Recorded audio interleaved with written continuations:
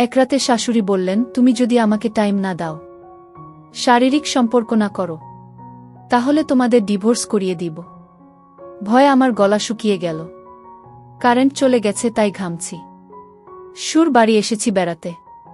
নতুন বিয়ে করেছি, বউয়ের প্রতি লয়াল, সেও আমার প্রতি লয়াল।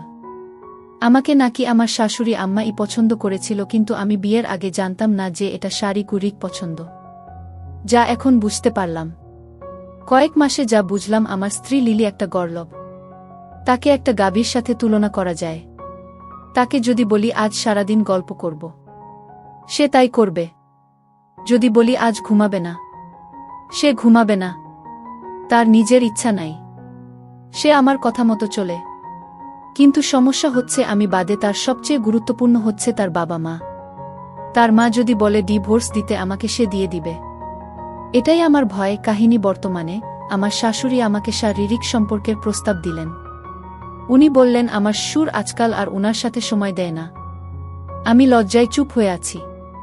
এদিকে কারেন্টও চলে গেছে আর সে এসব বলছে। অন্য রুমে লিলি ঘুমাচ্ছে। এই রাতের বেলা গরমেও সে দিব্যি ঘুমাচ্ছে। কিভাবে আল্লাহ জানে। আমি আগে ভাবতাম এগুলো টিভি ও পত্রিকাতে হয়, শাশুড়ি জামাই মিলন।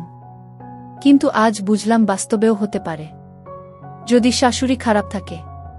এখন আমার ভয়, মা এরকম, তাহলে মেয়ে কেমন হবে? সেও কি চাইবে তার মেয়ের জামাইয়ের সাথে? ছি, এসব আমি কি ভাবছি।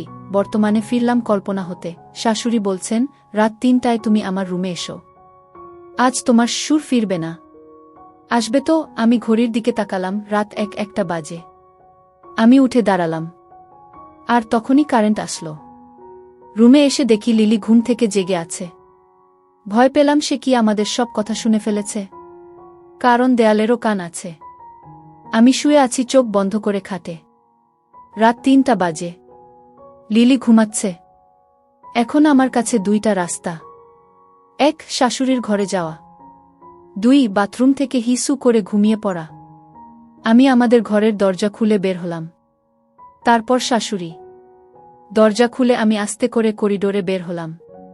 পুরো বাড়িটা নিস্তব্ধ। হঠাৎ মনে হলো যেন বুকের ভেতর নিজের হার্টবিটটাই বাইরে থেকে শোনা যাচ্ছে। সিঁড়ি বেয়ে নামতে নামতে আমার হাত পা কাঁপছিল। শাশুড়ির ঘরের দরজার সামনে দাঁড়াতেই দেখি দরজাটা আধখোলা, ভেতর থেকে হালকা আলো বেরোচ্ছে। মুহূর্তের জন্য মনে হলো দরজা পেরোলেই আমি এক অজানা অন্ধকারে ডুবে যাব, যেখান থেকে ফেরার পথ থাকবে না। আমি এক পা এগোতেই পেছন থেকে হঠাৎ একটা আস্তে গলা শোনা গেল, তুমি এখানে কেন? আমি পিছন ফিরে তাকালাম, দেখি লিলি দাঁড়িয়ে আছে।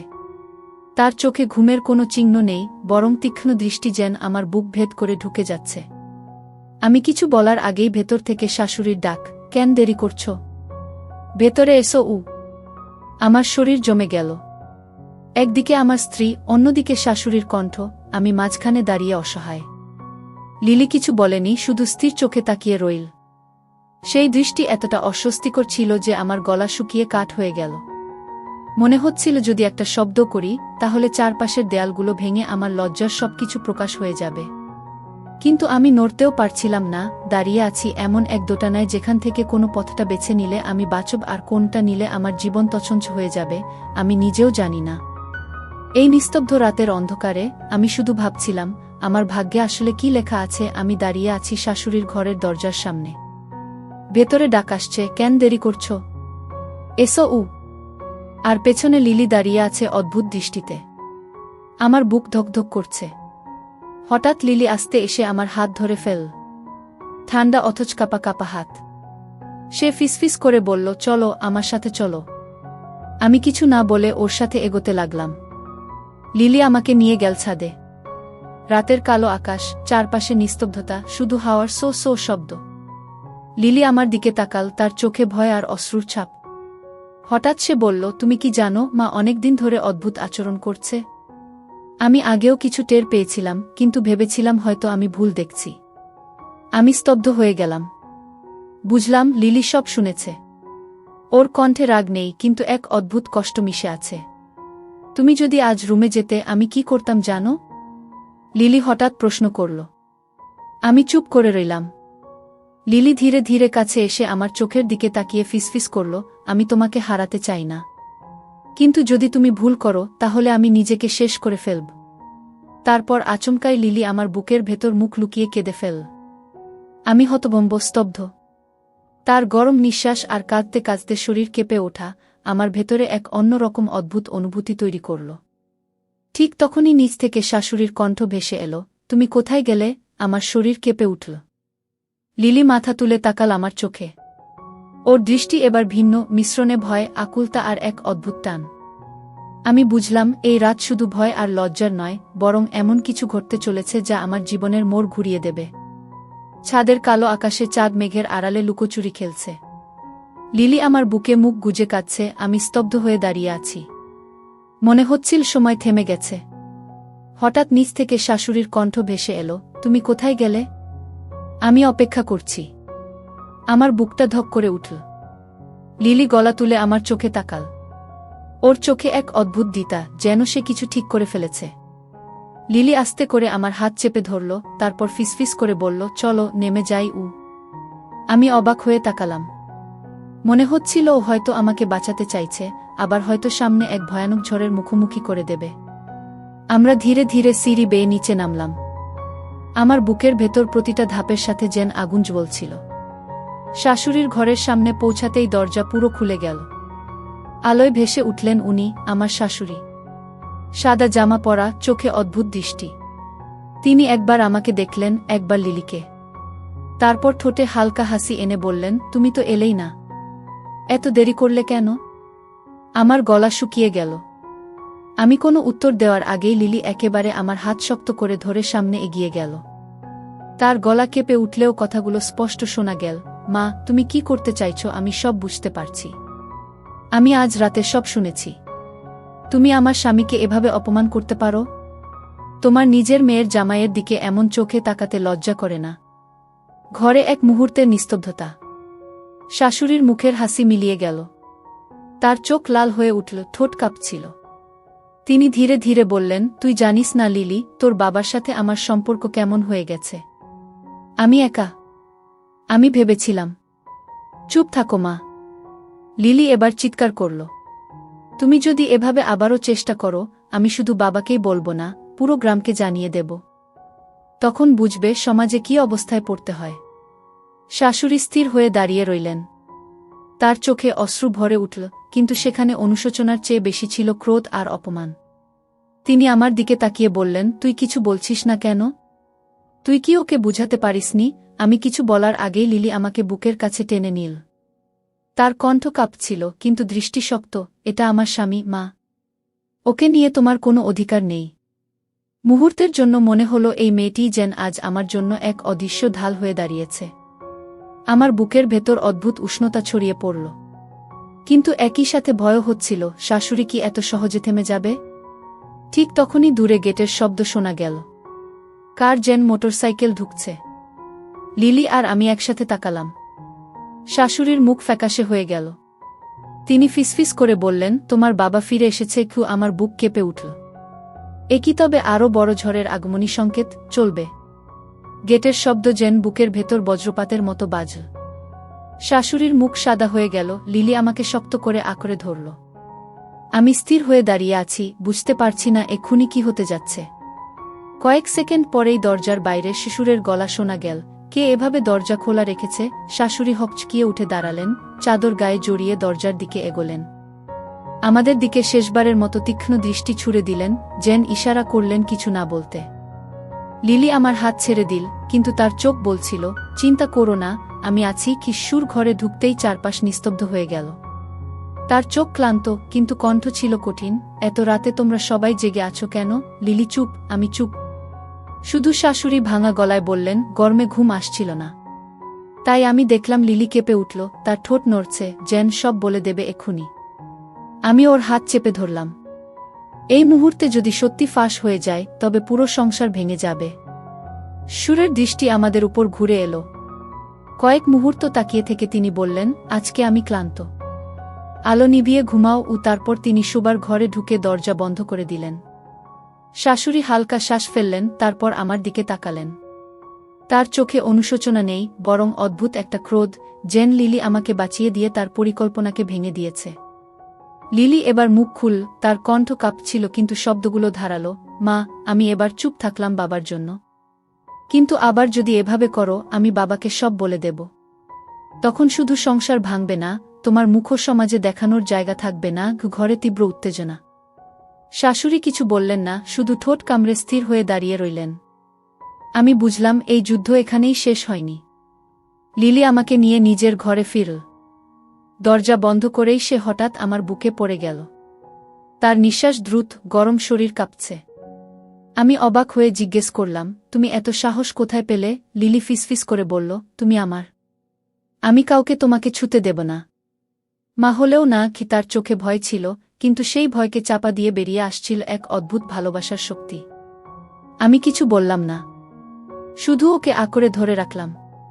সেই মুহূর্তে মনে হচ্ছিল আমাদের সম্পর্ক এক নতুন মোড়ে পৌঁছে গেছে। কিন্তু ভেতরে ভেতরে আমি জানি, এ ঝড় এখানেই থামবে না। সেদিন দুপুরের পর থেকে বাড়িটায় এক অদ্ভুত উত্তেজনা টের পাচ্ছিলাম। বাইরে সূর্য ডুবে যাচ্ছে, অথচ ভেতরে অন্ধকার যেন আমাদের ঘিরে ধরছে। লিলি আমার হাত ছেড়ে দিচ্ছিল না, কিন্তু তবুও আমার মনে হচ্ছিল আমরা আস্তে আস্তে ফাঁদে জড়িয়ে যাচ্ছি। শাশুড়ি তখন যেন অন্য মানুষ হয়ে গেছেন। তার চোখে এক ধরনের ঠান্ডা আগুন। তিনি স্বাভাবিক ভঙ্গিতে কথা বলছিলেন, অথচ প্রতিটা শব্দের ভেতর লুকানো ছিল হুমকি। রাতে খেতে বসার সময় তিনি হঠাৎ জোরে বলে উঠলেন, আজকাল আমাদের সংসারে শান্তি নেই। কে যেন অশান্তি ফেলে দিচ্ছে। কথাটা কার উদ্দেশ্যে বলা, সেটা আমাদের ছাড়া কেউ বোঝেনি। সুর চুপচাপ খেয়ে উঠে গেলেন, কিন্তু আমি আর লিলি মুখ চাওয়াই করলাম। আমরা বুঝলাম খেলা শুরু হয়ে গেছে। রাত গভীর হলে আমি লিলির পাশে শুয়েছিলাম। সে আমার বুকের ভেতর মুখ গুজে রেখেছিল। তার নিঃশ্বাস কেঁপে উঠছিল বারবার। হঠাৎ বাইরে দরজায় টকটক শব্দ হল। আমরা দুজনই আটকে উঠলাম। আমি উঠে দরজা খুলতেই দেখি শাশুড়ি দাঁড়িয়ে, হাতে পানির গ্লাস, ঠোঁটে মিষ্টি হাসি। তিনি বললেন, তোমাদের জন্য পানি আনলাম। আমার হাত কেঁপে উঠল। গ্লাসটা নিতে গিয়েই হঠাৎ মনে হলো এর ভেতর কিছু আছে কিনা। আমি এক চুমুকও খেলাম না। শাশুড়ির চোখ আমার মুখে, যেন তিনি খেয়াল করলেন আমি সন্দেহ করছি। লিলি তখন ঘরের ভেতর থেকে গলা চড়াল, আমরা নিজেরাই পানি খাবো মা, দরকার নেই। কি শাশুড়ি কিছু না বলে হেসে চলে গেলেন। কিন্তু যাওয়ার সময় তার চোখে অদ্ভুত দৃষ্টি ছিল, যেন বলছে, তোমরা যতই এড়াও, আমি ছাড়ব না। আমি দরজা বন্ধ করে ভেতরে ঢুকতেই লিলি ফিসফিস করে বলল, ওর উপর ভরসা করো না। মা আজকাল সবকিছুতে কৌশল করছে, হয়তো আমাদের ফাঁসানোর জন্য কিছু করছে। আমার বুকটা ধরফর করতে লাগল। যদি সত্যিই তিনি আমাদের ফাঁসানোর জন্য কোনো পরিকল্পনা করেন, তাহলে আমরা কোথায় দাঁড়াব? হঠাৎ নিচ থেকে একটা চিৎকার ভেসে এলো, ওই দেখো, ওরা একসাথে কি করছে। আমরা দুজন একসাথে ছুটে গেলাম বারান্দায়। দেখি বাড়ির কাজে রাখা এক আত্মীয়, যার চোখে শাশুড়ি অনেক আগেই কিছু সন্দেহ ঢুকিয়ে দিয়েছে, সে সবাইকে ডাকাডাকি করছে। তার গলার আওয়াজ শুনে আশেপাশের বাড়ি থেকেও একজন এগিয়ে আসছে। শাশুড়ি নিচে দাঁড়িয়ে, মুখে কান্নার ভান, গলা উঁচু করে বলছেন, আমার জামাই আর মেয়ে দুজন মিলে আমাকে অপমান করেছে। তোমরা সবাই বিচার করো। আমার বুক ফেটে যাচ্ছিল। গ্রামের সামনে এভাবে যদি আমাদের নাম ছড়িয়ে পড়ে, তবে আমি আর লিলির জীবন শেষ। লিলি আমার হাত ধরে বলল, তুমি ভেবো না, আমি তোমাকে ছাড়ব না। মা যতই চেষ্টা করুক, আমি সবাইকে সত্যটা বলবো। কিন্তু আমার মনে হচ্ছিল, সত্য বললেও কি মানুষ বিশ্বাস করবে? নাকি উল্টে আরও ভয়াবহ বিপদে পড়ে যাব আমরা? এই রাতটা হয়তো আমাদের জীবনের সবচেয়ে ভয়ঙ্কর রাত হয়ে দাঁড়াতে যাচ্ছে। বাড়ির উঠোনে মুহূর্তের মধ্যে ভিড় জমে গেল। আশেপাশের প্রতিবেশীরা টর্চলাইট হাতে ছুটে এল। শাশুড়ি তখন উঠোনের মাঝখানে দাঁড়িয়ে বুক চাপড়াচ্ছেন, চোখ থেকে পানি ঝরছে, গলা উঁচু করে বলছেন, আমার মেয়ের জামাই আমার ইজ্জত নিতে চেয়েছে। আমি কি এ বয়সে এসব সহ্য করব? তোমরা সবাই বিচার করো। চারদিক গুঞ্জনে ভরে উঠল। কেউ বলছে, এই কি সত্যি? কেউ বলছে, শাশুড়ির মুখ থেকে এমন কথা বের হলে নিশ্চয়ই কারণ আছে। আমার মাথার ভেতর বজ্রপাতের মতো বাজল। আমি কিছু বলতে যাচ্ছিলাম, লিলি তখন আমার সামনে দাঁড়িয়ে গেল। ওর চোখ লাল হয়ে আছে, কিন্তু দৃষ্টি অদ্ভুত। সে চিৎকার করে বলল, সব মিথ্যে। আমার মা ইচ্ছা করেই এসব বানাচ্ছেন। উনি আমাদের ফাঁসাতে চাইছেন, কারণ উনি নিজেই আমার স্বামীকে কুপ্রস্তাব দিয়েছেন। প্রথমে কেউ বিশ্বাস করতে চাইল না। চারদিক থেকে অবিশ্বাসের আওয়াজ উঠল। একজন বলল, মেয়ে কি কখনো মায়ের বিরুদ্ধে এমন কথা বলে? আরেকজন বলল, হয়তো জামাইকে বাঁচাতে বানিয়ে বলছে। শাশুড়ি তখন কপালে হাত রেখে কাঁদছেন, আমার আপন মেয়ে আমাকেই দোষারোপ করছে। আমার এ বয়সে আর কি বাকি রইল? আল্লাহ! পরিস্থিতি আরও ভয়ঙ্কর হয়ে উঠল। সুর তখন ঘর থেকে বের হয়ে এলেন। তার মুখ গম্ভীর, চোখ ভয়ঙ্কর। তিনি ভিড় ঠেলে সামনে এসে গর্জে উঠলেন, এখানে কি হচ্ছে? কার সাহস হলো আমার পরিবারের নামে কলঙ্ক লাগায়? সবাই একসাথে চুপ হয়ে গেল। শাশুড়ি তৎক্ষণাৎ তার পায়ের কাছে গিয়ে বসে পড়লেন, শোনো, তোমার জামাই আমাকে অপমান করেছে। আমি সব সহ্য করেছি, কিন্তু আজ পারলাম না। আমি বাঁচতে চাই না। আমি এগিয়ে গেলাম, বুক ধড়ফড় করছে। আমি বলতে গেলাম, কিন্তু গলা শুকিয়ে গেল। ঠিক তখন লিলি শ্বশুরের সামনে দাঁড়িয়ে চিৎকার করে বলল, সব মিথ্যে। বাবা, মায়ে আমার স্বামীকে কুপ্রস্তাব দিয়েছেন। উনি যদি আবারও মিথ্যে বলেন, আমি হাত কেটে ফেলব সবার সামনে। এই কথায় চারদিক গুঞ্জনে ভরে গেল। গ্রামবাসীরা হতভম্ব। কেউ বিশ্বাস করছে শাশুড়িকে, কেউ লিলিকে। সুর স্থির হয়ে গেলেন। তার চোখ একবার স্ত্রীর দিকে, একবার মেয়ের দিকে, আরেকবার আমার দিকে। হঠাৎ তিনি গর্জে উঠলেন, সত্যি না মিথ্যে আমি নিজে বের করব। কাল সকালে গ্রামের মুরব্বিদের ডাকব। সবার সামনে বিচার হবে। উঠোনের বাতাস জমে গেল। শাশুড়ির মুখ ফ্যাকাশে হয়ে গেল, তবু চোখে ক্রোধের আগুন। লিলি আমার হাত শক্ত করে ধরল, তার ঠোঁট কাঁপছিল। আমি বুঝলাম, আগামী ভোর আমাদের জন্য শুধু বিচার নয়, হয়তো জীবনমরণের পরীক্ষা হয়ে উঠতে যাচ্ছে। সকাল হতেই গ্রামের মসজিদের সামনে বড় অঙ্গনে সবাই জড়ো হল। মুরব্বিরা এসে বসলেন, চারদিকে মানুষের ভিড়। আমি আর লিলি একসাথে দাঁড়িয়ে আছি। বুকের ভেতর ধকধক করছে। শাশুড়ি মাথায় ওড়না টেনে মুখ নামিয়ে বসে আছেন, কিন্তু চোখে সেই চিরচেনা ভান করা কান্না। শ্বশুর সবাইকে উদ্দেশ্য করে বললেন, আজ রাতে আমাদের পরিবারে যা ঘটেছে তার সত্য বের না হলে আমি কাউকে মুখ দেখাতে পারব না। তাই তোমাদের সামনে বিচার বসালাম। প্রথমে শাশুড়ি কথা বললেন। কেঁদে কেটে বললেন, আমি একটা দুঃখী স্ত্রী, স্বামী আমাকে ভালোবাসে না। আমি শুধু সংসার টিকিয়ে রাখতে চাইছিলাম। অথচ আমার মেয়ের জামাই, সে আমার ইজ্জতের দিকে হাত বাড়িয়েছে। আমি রাতের বেলা নিজের ঘরে বসে আল্লাহকে ডাকছিলাম, তখনই সে মানুষজন গুঞ্জন তুলল। অনেকেই মাথা নাড়ল। কারণ সমাজে একজন শাশুড়ির কথা এত সহজে মিথ্যে মনে হয় না। এরপর লিলি দাঁড়াল। তার চোখে অশ্রু, কিন্তু কণ্ঠ শক্ত, সব মিথ্যে। আমার মায়ে আমার স্বামীকে কুপ্রস্তাব দিয়েছেন। আমি নিজে কান দিয়ে শুনেছি। রাত ৩টায় উনি আমার স্বামীকে ঘরে ডাকছিলেন। আমি ওকে বাঁচিয়েছি। আমার মা নিজের লজ্জা ঢাকতে এখন উল্টো অভিযোগ করছেন।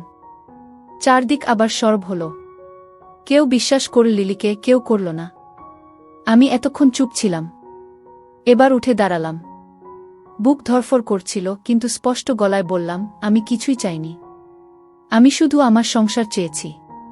শাশুড়ি আম্মা আমাকে যেদিন থেকে চাপ দিতে শুরু করলেন, সেদিন থেকেই আমি ভয়ে ভয়ে আছি। কিন্তু আজ আমি আর চুপ থাকতে পারব না। উনি যদি সত্যিই নির্দোষ হন, তবে আমি শপথ করে বলছি, আল্লাহ আমাকে ধ্বংস করুন। আর যদি আমি সত্যি বলি, তবে আল্লাহর কাছে চাই উনি নিজের অপরাধের শাস্তি পান। ও সবাই স্তব্ধ হয়ে গেল। মুহূর্তের জন্য যেন বাতাসও থেমে গেল। একজন প্রবীণ মুরব্বী এগিয়ে এলেন। তিনি শাশুড়ির দিকে তাকিয়ে বললেন, বোন, সত্যি কি আল্লাহ ছাড়া কেউ জানে না? কিন্তু মেয়ের মুখে মায়ের বিরুদ্ধে এ অভিযোগ যদি মিথ্যে হতো, তবে সে এত বড় সমাজে দাঁড়িয়ে বলতো না। কারণ এটা তো তার নিজের লজ্জাও। আর জামাইয়ের চোখে আমরা ভয়ের ছাপ দেখেছি, লালসা নয়। তুমি যদি নির্দোষ হতে, তোমার চোখে অপরাধবোধ থাকতো না। শাশুড়ির মুখ ফ্যাকাশে হয়ে গেল। তিনি চুপচাপ বসে রইলেন। হঠাৎ কেঁপে উঠে বললেন, হ্যাঁ, আমি ভুল করেছি। আমি একা হয়ে গিয়েছিলাম। স্বামী আমার দিকে তাকাত না। আমি ভুল পথে ভেবেছিলাম। কিন্তু আমাকে ক্ষমা করুক। চারদিক গুঞ্জনে ভরে উঠল। কেউ বলল, আস্তাগফিরুল্লাহ, কেউ বলল, এমন লজ্জাজনক কাজ। সুর চোখ বন্ধ করে মাথা নিচু করলেন। তার চোখে অশ্রু জমল। তারপর তিনি গলা ভারী করে বললেন, তুমি আমাকে ধ্বংস করলে। আমি সংসারের মানচিত্র ভেঙে গেল গো। শাশুড়ি কাঁদতে কাঁদতে মাটিতে পড়ে গেলেন। লিলি আমার হাত শক্ত করে ধরেছিল। ওর চোখে অশ্রু, কিন্তু মুখে দিতা, আমি তোমাকে বাঁচালাম। আজ থেকে আমাদের সংসার হবে শুধু আমাদের। সেদিন থেকে আমাদের জীবন অন্য পথে চলে গেল। শাশুড়িকে শ্বশুর আলাদা ঘরে পাঠালেন, কারো সাথে মেশা কমিয়ে দিলেন। গ্রামবাসী যদিও ফিসফিস করত, কিন্তু আস্তে আস্তে সময়ের সাথে সব থেমে গেল। আমি আর লিলি বুঝলাম, কখনো কখনো সবচেয়ে ভয়ঙ্কর মানুষ আমাদের সবচেয়ে কাছের মানুষই হতে পারে। আর ভালোবাসার আসল মানে হল কঠিন সময়ে পাশে দাঁড়ানো, বুক চিতিয়ে রক্ষা করা। এই ঘটনাটা আমাদের সংসারকে ভেঙে দেয়নি, বরং আগের চেয়ে শক্ত করেছে। তবে সেই রাতের স্মৃতি আমি কোনোদিন ভুলতে পারব না।